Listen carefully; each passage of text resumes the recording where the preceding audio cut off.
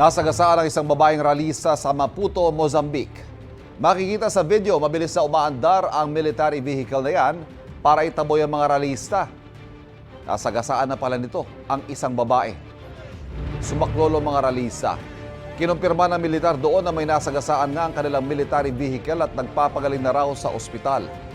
Ang protesta sa Mozambique nagugat sa naging resulta ng eleksyon nitong Oktubre.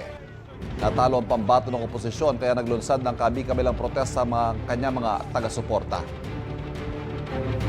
Kapuso, huwag magpapahuli sa latest news and updates. Maging una ka sa balita at mag-subscribe sa YouTube channel ng GMA Integrated News.